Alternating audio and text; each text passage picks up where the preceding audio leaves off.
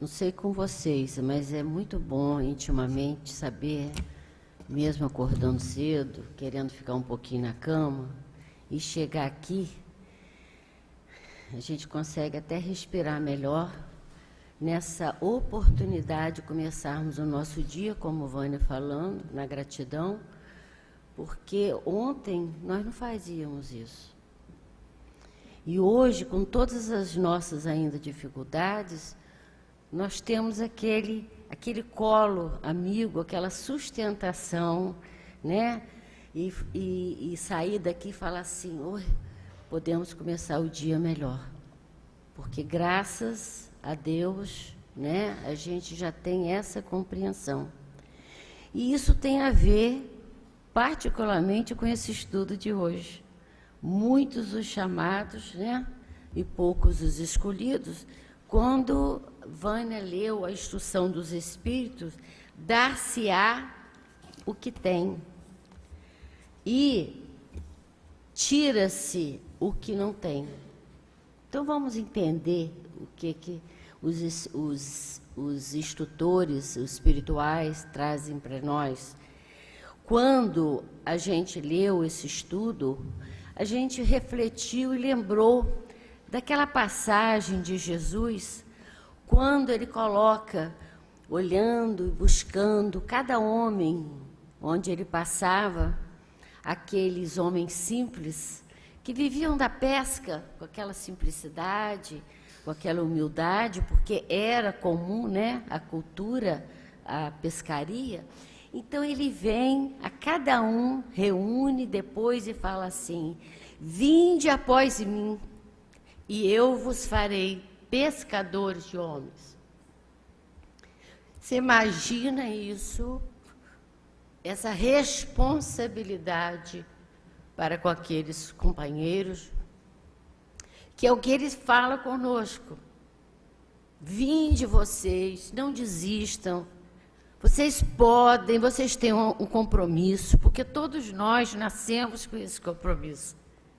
Então, a responsabilidade nossa é muito grande, porque ele coloca isso para nós, porque a nossa volta parece que está tudo estranho, tudo difícil, mas nós esquecemos de olhar que ele coloca isso para a gente permanentemente. Todos nós temos mentores, cada um de nós que não nos abandona. Mesmo a gente falar, chega para lá, não quero te ouvir. Então, nós estamos sustentados. É isso que nós não podemos deixar, de ter esta certeza.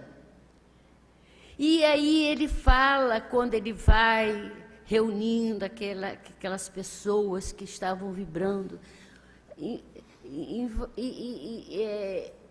olhando, ouvindo Jesus, e tudo que todos eles queriam com aquelas simplicidades, aí ele coloca também, graças, Pai, por trazerdes estas verdades aos simples e ignorantes diante daquelas verdades, e não trazer isso aos doutores da lei.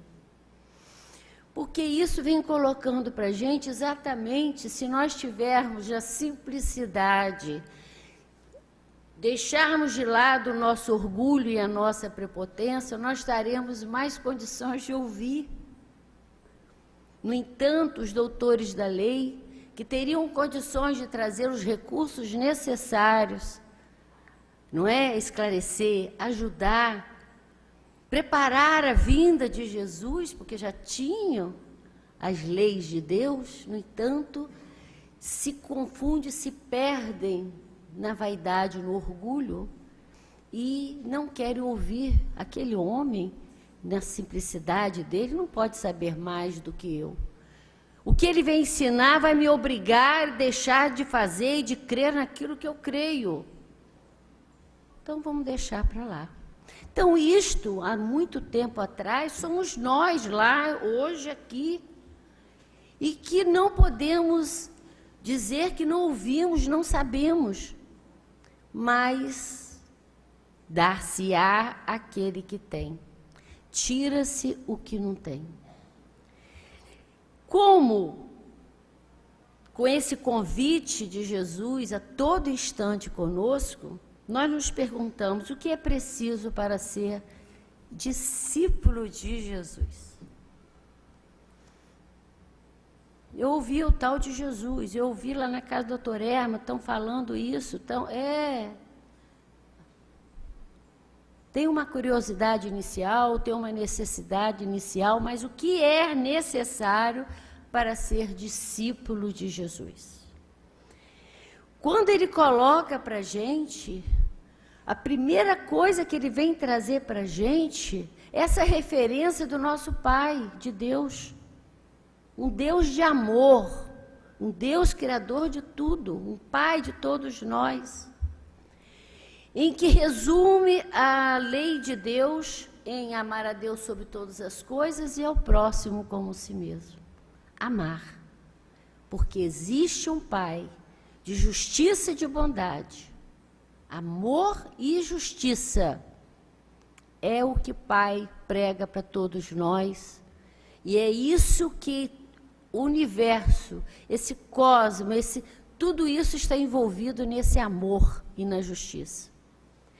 Tanto que o Chico colocou para a gente amar até perder a identidade do egoísmo. Ele já podia falar isso. E, no entanto, nós não sabemos ainda nem o que é o amor. O nosso amor egoísta, mas se começa com alguma coisa, não é? Tanto que nós temos, nessa condição, hoje, espírito de mães, para desenvolver esse sentimento maior que a maternidade, não é? Que diz Chico que a prece da mãe arrebenta as portas do céu, mas que os homens, os pais não ficam tristes, porque o espírito não tem sexo, então cada vez alguém vai tomar a posição, né? Vai ter essa oportunidade de maternidade, e a maternidade nós sabemos que é aquele que está na condição de ajudar naquele momento, não é? Aqueles que estão sob suas responsabilidades. Então, a crença em Deus não se pode deixar, porque para seguir Jesus precisa se acreditar em Deus. Precisa ser cristão, precisa acreditar em Jesus, dos teus ensinamentos, não é? Priorizar as coisas de Jesus, seguir Jesus. Seguir Jesus não é nós colocarmos apenas aquela faixa, creio em Deus e creio em Jesus, eu acredito em Jesus, não é? Seguir Jesus é exatamente buscar entender, através da fé raciocinada, de que é bom ser bom, que é bom abrir mão de muitas coisas, de entender por que Jesus passa para nós essa trajetória aparentemente de sofrimento e de dor, que não haveria necessidade, mas uma necessidade nossa pelas nossas escolhas, mas que seria tranquilo se nós começarmos a não adulterar mais a lei e buscar o caminho certo. Nós colocando seguir Jesus significa entender quando ele diz, pegue a tua cruz e siga-me. Porque em momento nenhum Jesus colocou que nós não teríamos responsabilidades e compromissos. Na mulher adúltera, ele diz, vá e não peques mais, sem julgamento. Mas eu te aconselho você mudar de vida, porque vai ser melhor para você.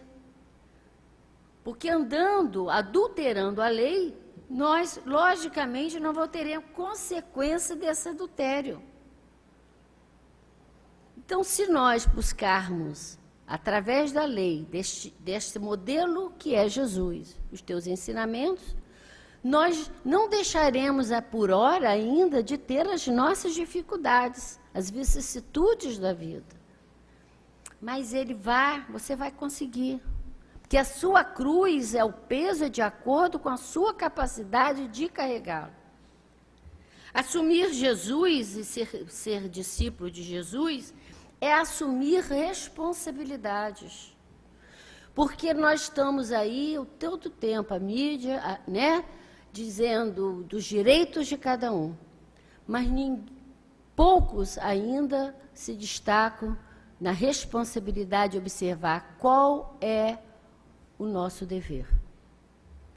As coisas estão acontecendo que nós ficamos pasmos, mas nós estamos nesse contexto. Então, de alguma razão, nós precisamos também dar conta disso. Se, graças a Deus, não estamos fazendo aquela ação, não estamos falando do outro, mas da ação, mas que sirva de exemplo para que nós também um dia não possamos fazer essa escolha, mas que também não deixamos de fazer a nossa parte. Que importa a ti? Segue-me tu. Balança, tira, limpa essa sandália, essa poeira e vamos embora. Então, responsabilidades, compromissos, é uma obrigação de cada um de nós, independente da situação que nós nos encontrarmos. Porque a nossa morada, ela precisa desse equilíbrio, dessa organização, para que nós possamos viver bem. E seguir, ser discípulo de Jesus, é não nos acomodarmos com justificativas de que não caminhei, não avancei, não segui por causa do outro. O outro é o outro. Cada um de nós, como individualidade, temos escolhas, temos nesse compromisso responsabilidade. Nada que possa impedir a nossa caminhada, possamos dizer que foi o outro que interferiu. Muitas vezes essa luta, essa interferência, é exatamente a necessidade, a cruz que nós precisamos ter para vencer, para lutar. Porque um histórico todos nós temos. E graças a Deus não sabemos do nosso histórico, não é? Então, e coloca também para a gente da necessidade de conhecer a si mesmo. Porque se nós não começarmos a olhar das nossas qualidades, sim, acreditamos que temos qualidades, mas que nós não olharmos por que nós agimos desta maneira, por que nós ficamos magoados com essa situação, por que aquilo nos incomodou tanto, por que eu deixei de fazer isso ou fiz aquilo, é um constante aprendizado para nós. Por que está tudo voltado para nós? É um egoísmo? Não. Porque se nós nos melhorarmos, consequentemente, nós estaremos em condições de também melhorar aquilo que está à nossa volta, que é um compromisso nosso. Com tudo isso, com todas as orientações, o tempo todo, e Jesus aí diz assim: mas vendo a multidão aflita e desorientada espiritualmente, Jesus se compadeceu muito e comentou: a seara é grande, poucos são os trabalhadores. Isso daí é atual, não é? Atual. Quando nós somos chamados à responsabilidade, à perseverança e determinação, nós nos sentimos exaustos. Fazer o bem ainda para a gente é uma exaustão.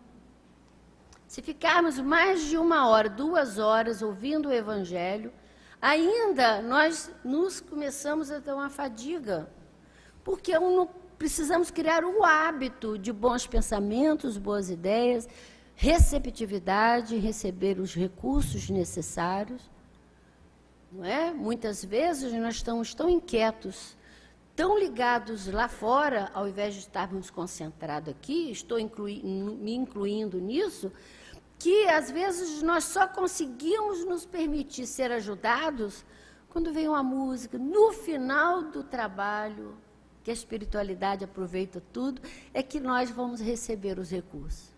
E muitas vezes ainda nós chegamos ali fora, todos os recursos nós jogamos fora. Então, trabalhador do Senhor é permanente. Quando nós colocamos como discípulos de Jesus, trabalhador, assumimos a condição de trabalhador. Trabalhar não tem hora. E quando nos pergunta assim, você trabalha, você já aposentou? Não. Estamos trabalhando. E aonde eu trabalho me paga muito bem. Porque ser trabalhador de Jesus é o maior emprego que nós podemos ter diante de toda essa crise. É isso que vai nos sustentar. Então, precisamos estar atentos para o chamado. Porque não basta ter o conhecimento das coisas. Não basta nós estarmos aqui ouvindo, termos a ciência, que é o conhecimento. Precisamos fazer o que eu vou fazer diante de tudo isso. Quando o Dr. Erma coloca para a gente que a cura, isso aqui está muito mais ligado a todos nós, mas sempre fala isso quando é o dia de cura, que a cura está pronta, sempre esteve. Que a parte da espiritualidade está feita. A cura está à disposição, mas nós rejeitamos a medicação. Nós não estamos preparados para receber a cura. Então, muitas vezes, a doença, a dificuldade, precisa muitas vezes permanecer também, porque só desta maneira é que nós lembramos de Jesus. E a gente fica muito triste com isso. Porque muito mais será dado àquele que quiser, que estiver disposto a receber. E coloca, então, para a gente, Emmanuel, no Caminho, Verdade e Vida, no livro, na lição 21, dando continuidade ao convite de Jesus dos pescadores, para ser pescadores de alma, de homens, ele coloca assim para a gente, está na citação de João 21:6, lançai a rede para a banda da direita do barco e achareis. Fácil, né? Ele está lá olhando tudo, percebendo tudo. E nós não percebemos nada. Não percebemos que lado jogar a rede. Não percebemos nem a orientação. Não sabemos nem lidar com a rede. E aí ele coloca assim para a gente, à nossa volta, no rio da vida, abundâncias de oportunidades. Amor, boas intenções, boas companhias, boas intuições. Basta ver, basta perceber para que lado nós queremos jogar a rede, porque está aqui à nossa volta. E se jogarmos a rede, com certeza, do lado certo, nós estaremos recolhendo os benefícios pela boa escolha. Então, precisamos estar atentos a isso. O profeta Isaías, aqui, quando Vânia leu, disse assim, ouvireis com os ouvidos e não entendereis. Olhareis com os vossos olhos e não vereis. Somos o povo escolhido, que fomos libertados. Na primeira revelação, com Moisés, fazendo da lei divina uma lei humana, mas necessária, mostrando naquele momento a lei de justiça. Na segunda revelação com Jesus, trazendo o amor, os ensinamentos, colocando para a gente, abrindo esse leque desse mundo espiritual, mas em forma de parábola, de uma simplicidade para uns que não poderiam entender, mas numa linguagem mais direta, mais firme para outros que já sabiam desse entendimento da lei do mundo espiritual, da responsabilidade nossa de sermos melhores, de termos caridade e amor. E nessa terceira revelação do Espiritismo, desse mundo espiritual, quais são os pelotizes da doutrina?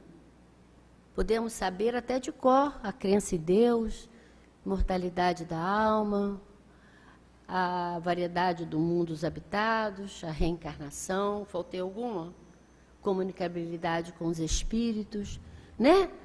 Mas o que isto está representando para nós? O que é válido e por que é necessário saber que somos espíritos imortais? A diferença que reencarnamos, que somos o que somos aqui e seremos lá e que temos um compromisso de retorno. O que será que significa os nossos netos, os nossos filhos voltando? Esse círculo é o círculo da vida. Então, eu preciso arrumar, acertar, para quando eu retornar, eu encontrar situações melhores, oferecer condições melhores para todos. Então, não basta conhecer. Quando o Espiritismo coloca para a gente que o verdadeiro espírita não é aquele que, não só pela sua conduta que se mostra, mas pelo esforço de vencer as suas más tendências, porque não se espera ainda que a gente tenha ainda totalmente domínio das nossas inferioridades e que estamos totalmente moralizados. Mas é o convite à moralização. Então, ninguém constrói nada sem esse amor que Jesus vem trazendo para a gente. Sem renúncia e sem dedicação. Não se pode servir sem você abrir mão de alguma coisa. Não se pede para abandonar tudo, no entendimento que abandona tudo e segue-me, mas que nós precisamos ter esse equilíbrio do material com o espiritual. Esse testemunho dessa luta íntima, o testemunho, fiquei pensando, testemunho. Dá o testemunho que de vida, mas de quê? Do que aconteceu só? Ou como você lidou com aquela situação? Porque nós estamos diante da vicissitude da vida, diante de provas, todos nós. Não tem ninguém aqui que não possa contar uma, duas histórias de dificuldade da sua vida. Mas o testemunho é exatamente o que eu fiz ou que vou fazer quando surgir essa ou aquela situação. Fortalecer, equilibrando, socorrendo, equilibrando. Eu achei interessante isso aqui. As lágrimas não devem tapar a nossa visão. Porque Jesus coloca isso para mim, vão seguindo.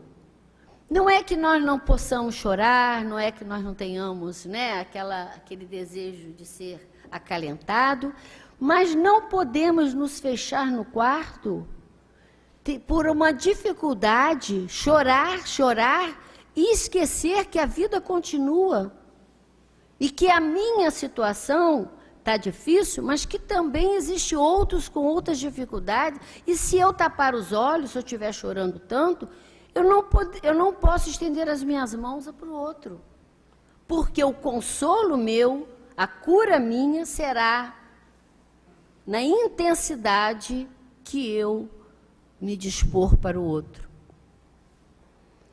Os tropeços não devem atrapalhar a nossa caminhada. Porque muitas vezes nós olhamos, até paramos, eu não vou dar conta daquilo. Passo a passo, depois que a gente passa e fala, puxa, olha, consegui. E consegue mesmo. O peso da dor alheia, achei interessante que quando coloca o peso da dor alheia não deve nos impedir de prosseguir a caminhada. Mas o que é isso? É não olhar a dor do outro? Para ajudar o outro, você não precisa ficar doente. Você não deve ficar doente. Você precisa exatamente reerguer para que dê condições o outro de reerguer. Porque essa solidariedade, muitas vezes, não entendemos errado. Eu estou solidário ao meu filho está doente, acabado, em casa, não quer sair, não vou sair. Não, eu vou ser solidário ao meu filho. Um doente acudindo o outro doente. Aquele que sabe mais sempre precisará ajudar aquele que sabe menos. O mais forte tem que levantar o mais fraco. Nós precisamos, pela nossa ação, estimular o outro a também ficar bom. Então, essa solidariedade precisa ser entendida. Não adoecer, não fraquejar, para estarmos junto com o nosso companheiro. Às vezes a gente é muito ligado às pessoas e achando que estamos do ladinho fisicamente, estamos fazendo melhor. E a gente tem observado, a espiritualidade tem colocado para nós, que longe daquela situação, porque nós não damos conta, se nós nos afastarmos e buscarmos o recurso na prece, no trabalho do bem, nós estaremos com retorno muito mais diretamente e muito mais qualidade do que se estivéssemos perto. Até nós entendermos isso. E a solidão. Testemunho da solidão, que eu achei também, a gente vai fazendo um retrospecto e a gente vê que a gente passa por isso. Uma dificuldade grande que estejamos passando. Mas cadê doutor Herman? Gente, tentei ligar para a Alda, não consegui falar de jeito nenhum. Tem os telefonemas de todos aqueles. Gente, eu já ajudei fulano. Eu não consigo falar com ninguém, eu estou diante dessa situação. É o testemunho. Você com você mesmo para dar conta daquilo. Porque senão a gente deixa de ser discípulo de Jesus. Olha só, fiz tanto a casa. Por que a casa não acolhe, doutor Herman? Estou aqui, estou doente, ninguém está vendo, gente. Ninguém está fazendo nada por mim, mas ninguém tem que fazer nada por você. É você que precisa fazer por você. Então nós não, para ser discípulo de Jesus, precisamos com essa nova mentalidade, porque o milagre não existe. Responsabilidades e compromissos. Então, o Evangelho vem colocando para a gente, com o nosso horário aqui, diz assim: aquele que recebeu é o que possui o sentido da palavra divina. Ele recebeu porque se esforçou para tornar-se digno dela. E porque o Senhor, no seu amor misericordioso, encoraja os esforços que tende para o bem. Esses esforços contínuos, perseverantes, atraem as graças do Senhor. São como um imã que atrai para si o que é progressivamente o melhor, as abundantes, graças abundantes, que vos tornam fortes para subir a montanha. Que depois do trabalho se vê um belo repouso. Se alguém tira alguma coisa, então o Evangelho diz: não é Deus quem retira aquele que pouco havia recebido. É o seu próprio Espírito que, pródigo e indolente, não sabe conservar o que tem e aumentar, fecundando-a dádiva caída em seu coração. Responsabilidade de cada um para nós darmos conta dos nossos compromissos. Então, é o que vocês receberam aí na frente, aí na porta, que depois vocês leem em casa. Muito se pedirá essa mensagem, que é muito importante e que fecha conosco aqui, que a gente vai ler só o final de Coebano, que a gente fala assim: façamos em torno de nós mais tolerância, mais fraternidade, mais compreensão e mais otimismo, expressando em atos o tesouro de luz que nos brilha na inteligência. E o nosso coração estará preparado a enfrentar o grande futuro, vitorioso e feliz, por haver entendido a tempo que muito se pedirá entre os anjos, a quem muito recebeu entre as criaturas. Que Jesus nos abençoe.